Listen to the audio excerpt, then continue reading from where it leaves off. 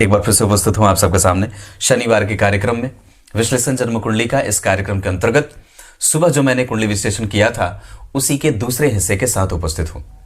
पर इस कार्यक्रम पे आने से पहले लग्न, नवांश और दशमांश कुंडली के अध्ययन से पहले आप लोगों को मनुस्मृति की अच्छी वाली बात बता देता हूं। सारी बातें अच्छी हैं, पर उसमें से मैं चुन चुन करके आपके लिए जो चीज आवश्यक है वो बता देता हूं। क्योंकि किसी भी ग्रंथ को जब गलत तरीके से प्रेषित किया जाता है और बताया जाता है आपको, तब उसके बारे में कुछ आवश्यक है कि उसकी सबसे महत्वपूर्ण अच्छी बातें आपको बता दी जाए। वैसे ग्रंथ में लिखी कोई भी बात कभी भी बेबुनियाद नहीं होती, उस पर बोलने वाले लोग फालतू का बकवास करते हैं। आइए,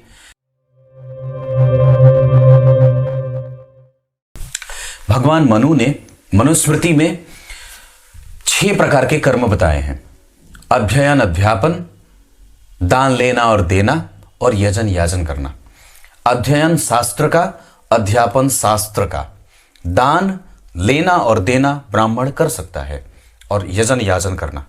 पर यह बात मैंने बहुत पहले बता रखी है कार्यक्रम में। आज बारी क्षत्रिय के विहित 5 प्रकार के कर्म बताए गए हैं। ब्राह्मण 6 प्रकार का कर्म करेगा जिसमें अध्ययन के साथ अध्यापन भी जुड़ा था, पर क्षत्रियों के कृत्य में अध्यापन नहीं जुड़ा है, वो सिर्फ अध्ययन करेगा। अध्यापन का काम ब्राह्मणों का होता है। जैसे क्षत्रिय के 6 काम में नहीं 5 काम है। कौन कौन से?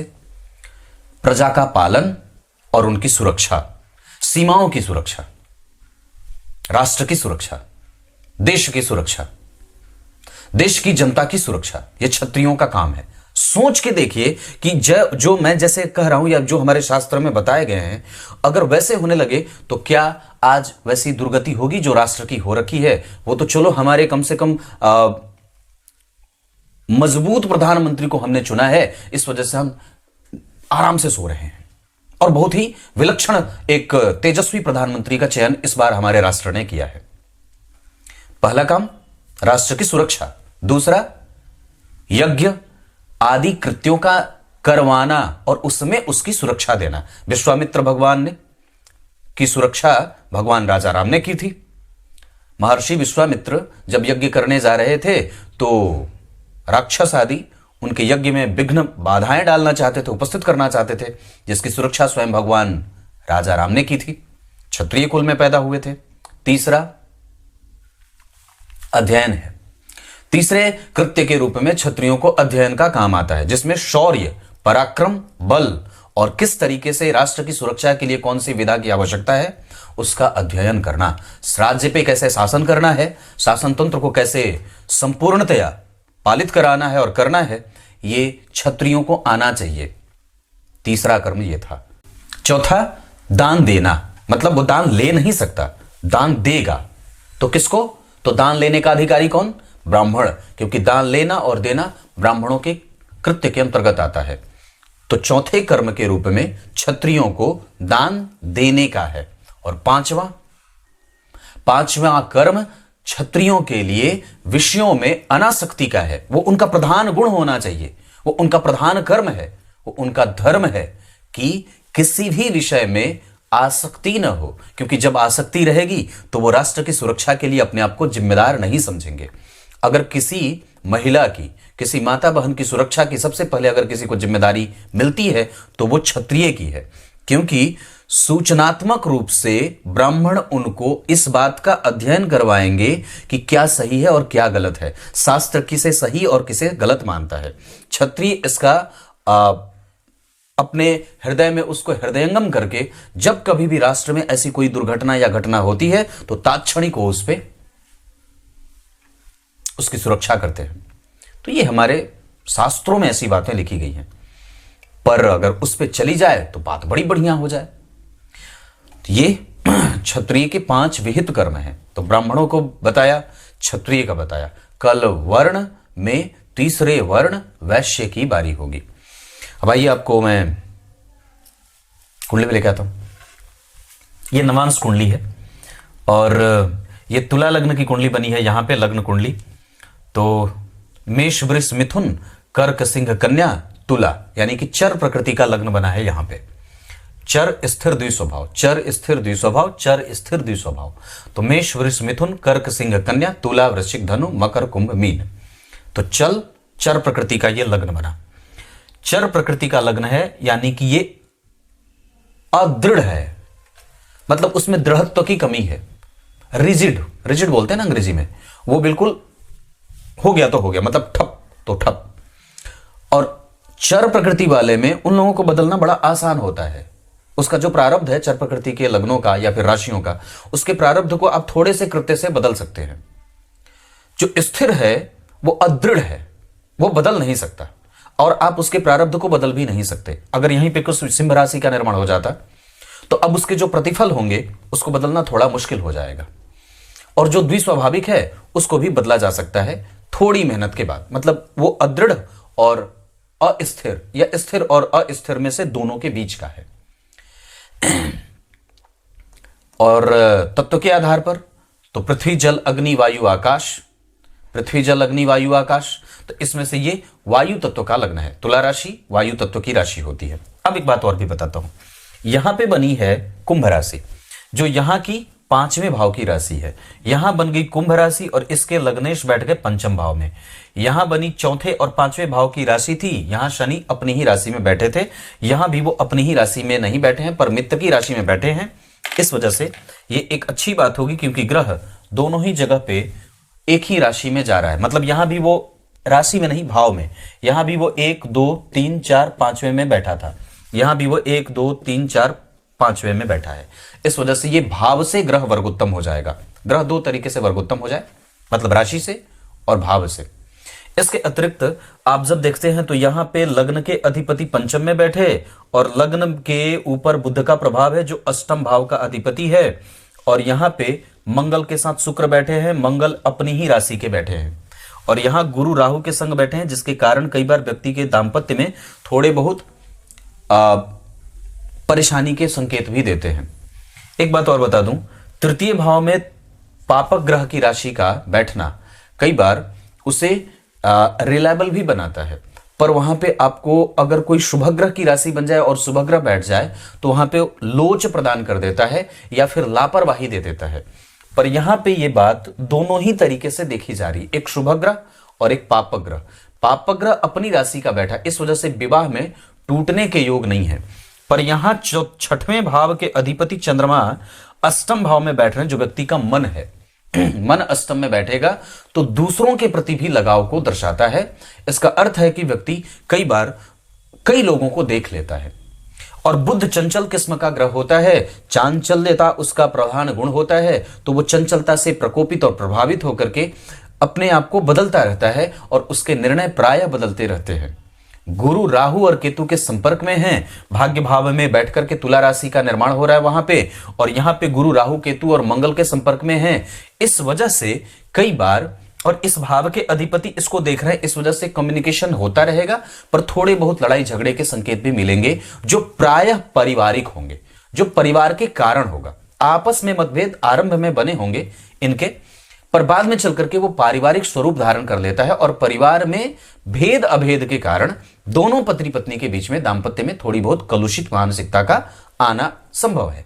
पर वो बहुत ज्यादा दिन तक नहीं रुकेगा, क्योंकि गुरु की दृष्टि कम से कम लग्न और कम से कम लग्नेश दोनों पे है। इस वजह से दाम्पत्य टूटने की आवश्यकता नहीं है। अगर आप इसे बहुत अच्छा चलाना चाहते हैं तो दोनों को एक दूसरे के दर्शन को समझने की आवश्यकता है और एक दूसरे को कम्युनिकेटिव बनने की आवश्यकता है। एक दूसरे के प्रति भावों का संचार आवश्यक होता है, क्योंकि कई बार आप चुप रह करके अपनी समस्या बढ़ा भी लेते हैं और कई बार बहुत ज्यादा वाचाल होकर के अपनी समस्या चौगुना बढ़ा लेते हैं। चुप होकर के अपनी समस्या बढ़ा लेते हैं और वाचाल होकर के अपनी समस्या चौगुना बढ़ा लेते हैं, दोनों में अंतर है। चुप रहेंगे तो आपकी समस्या कुछ कम रहेगी, पर अगर बोलने बहुत लग जाएंगे तो आपकी समस्या बहुत बढ़ जाएगी। तो गुरु राहु और केतु के संपर्क में है। अगर हो सके तो व्यक्ति को भगवत पाठ, भगवान नाम का जप, सबके प्रति भाव जो है वो मित्रता का रखें, सामने वाले के दर्शन को समझें, सामने वाला कैसा दर्शन दिखाना चाहता है और उसके व्यक्तित्व को सराहने की आवश्यकता है।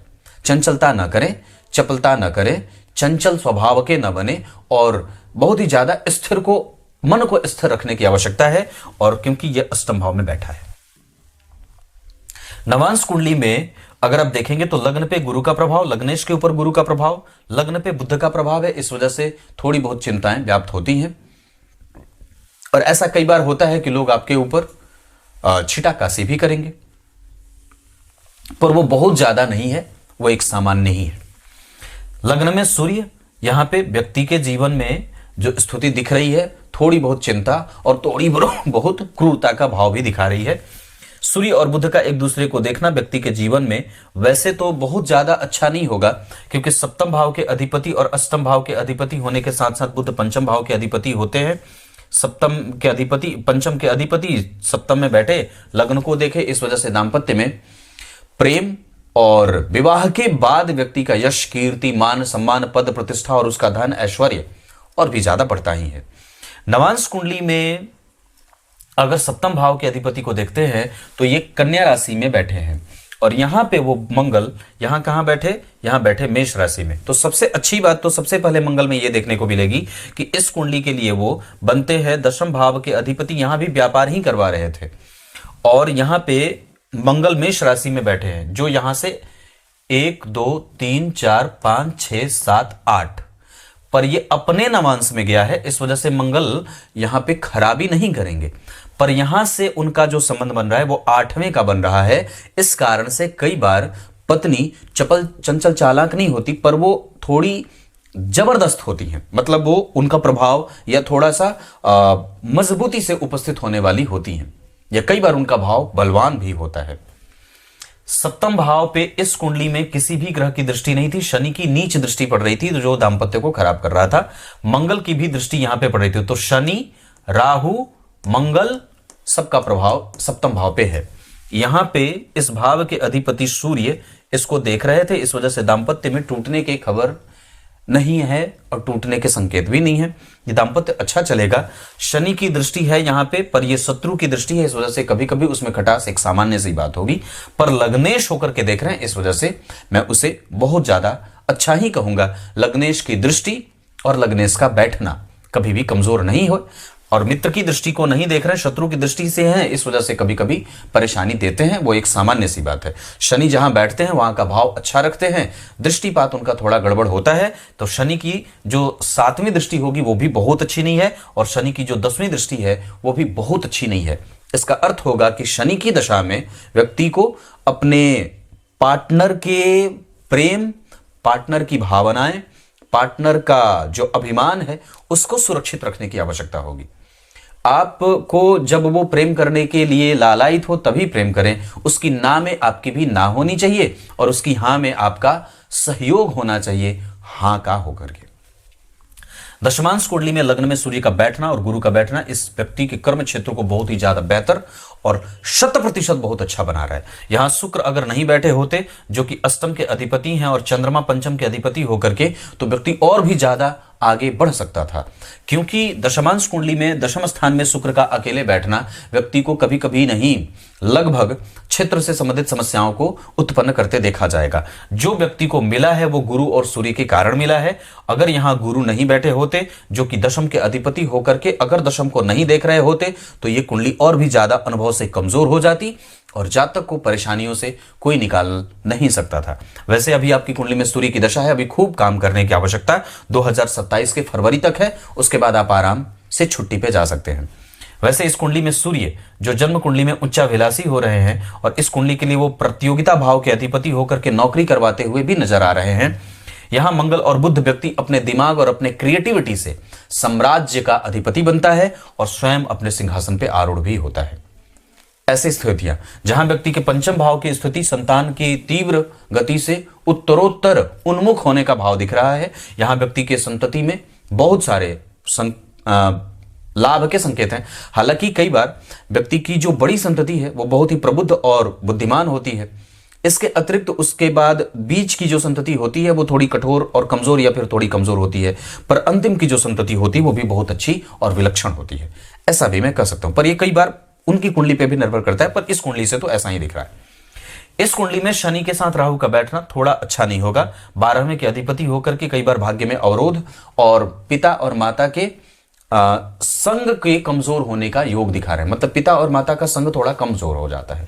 वैसे इस कुंडली में दशमांश चैप्टर में दशम भाव के अधिपति ने दशम को देखा है, लग्नेश चतुर्थ में बैठे हैं, और मंगल के साथ बुध का बैठना और इस चतुर्थ पंचम भाव के अधिपति का अष्टम में जाना, गुरु से दृष्ट होना, इसे कुछ अच्छाइयां तो कुछ बुराइयां भी दिख रही हैं। जैसे मंगल और बुध अगर केंद्र में बैठ जाते तो और भी आनंद आ जाता, पर मंगल छठवें भाव में बुध के साथ है, इस वजह से व्यक्ति के क्रिएटिविटी को किसी की नजर भी लगती है और उसको और भी जितना प्राप्त करना चाहिए था उससे वो थोड़ा कम प्राप्त कर पाता है, ऐसा।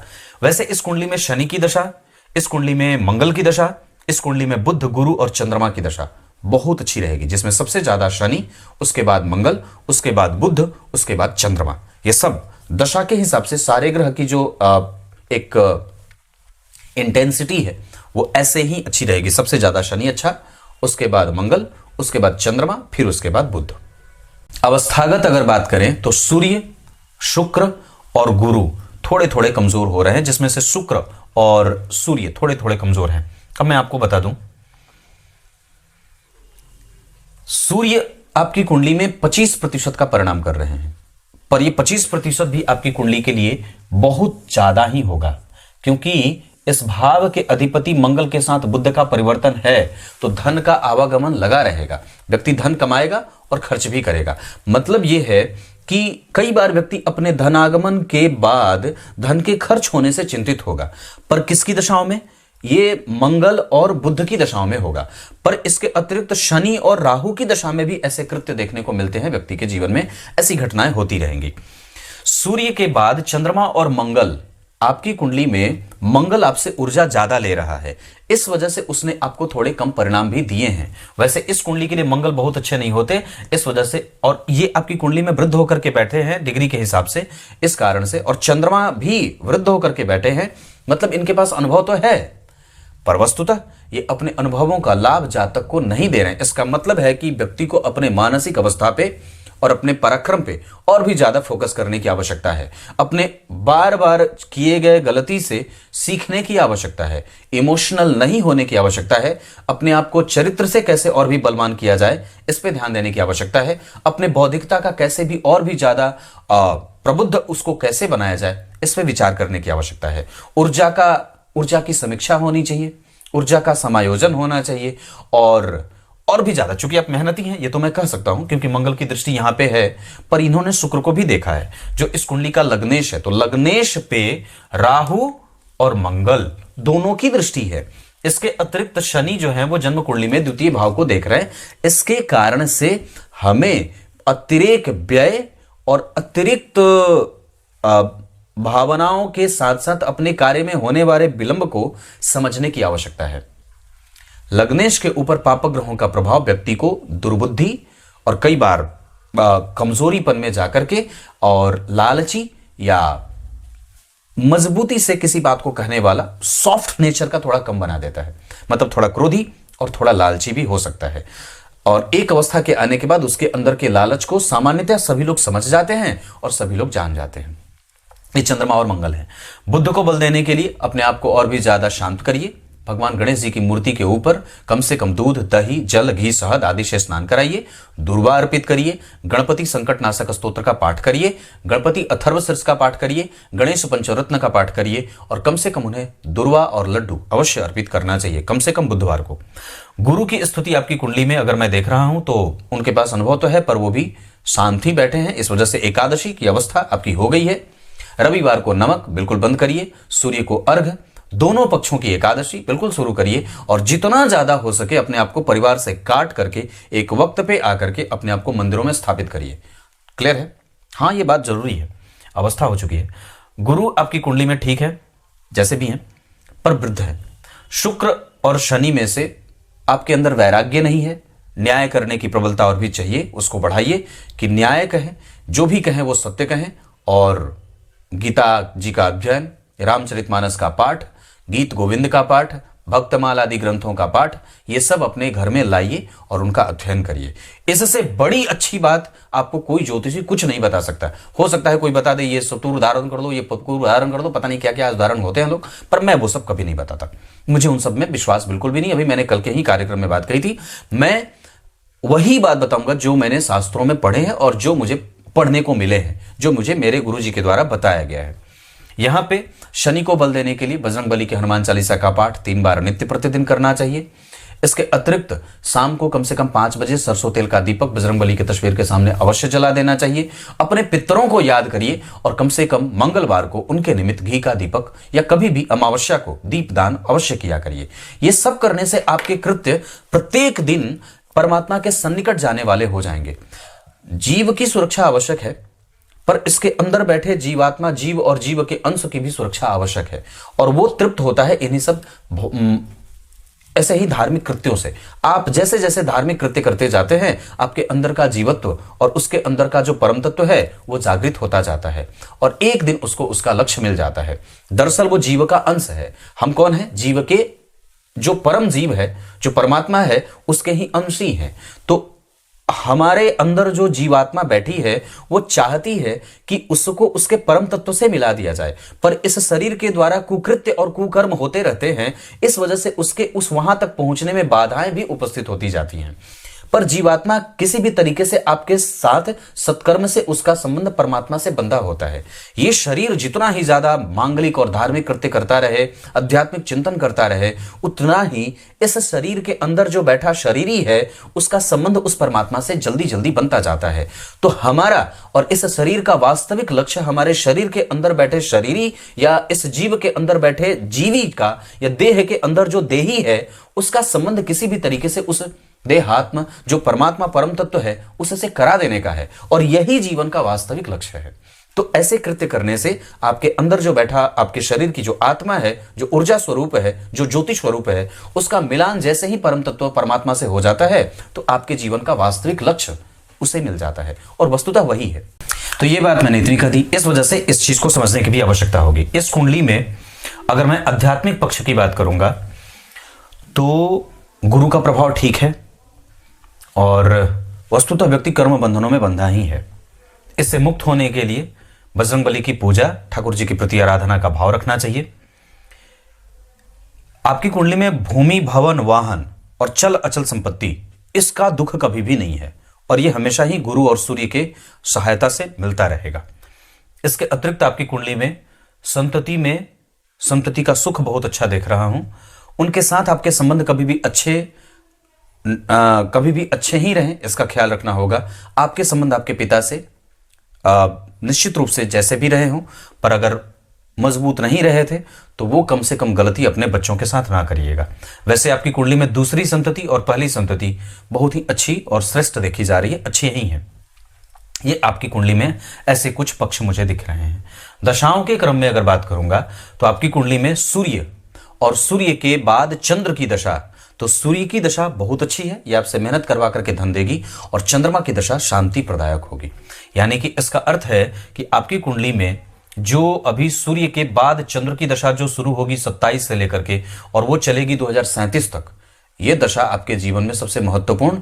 और चंद्रमा की दशा में जब कभी भी मैं बता दूं तो चंद्रमा की दशा में शनि, चंद्रमा की दशा में शुक्र, चंद्रमा की दशा में बुध और चंद्रमा की दशा में राहु, ये सब जो आएंगे ये कष्टदायक होंगे। इस वजह से उस समय थोड़े से सावधानी की आवश्यकता होगी। अभी अगर आपकी कुंडली में मैं मांगलिक कृत्य देखूंगा तो बुध का अंतर, शनि का अंतर, इसके अतिरिक्त सूर्य का अंतर भी, मतलब सूर्य में जब जैसे बुध चले जाएं, सूर्य में शनि चले जाएं, प्रत्यंतर की भी बात करता हूं, तब आप कोई भी मांगलिक कृत्य कर सकते हैं। वैसे आपकी कुंडली में आपके नाम पे धन संपत्ति भी इकट्ठा की जा सकती है। और एक बात बता दूं तो ये कुंडली व्यवस्थित है, पंचम भाव, दशम भाव, लग्न का अधिपति तृतीय में बैठा है पर मंगल से दृष्ट है, इस वजह से व्यक्ति के पराक्रम का सुख मिल जाता है। कुंडली अच्छी बनी है, खराब नहीं बनी, कुंडली ठीक है। कुछ इसी तरीके से आज के कार्यक्रम का समापन करते हैं। कुछ पूछना होगा मुझे बेझिझक पूछ लीजिएगा, मैं हूं। तब तक के लिए बहुत बहुत नमस्कार।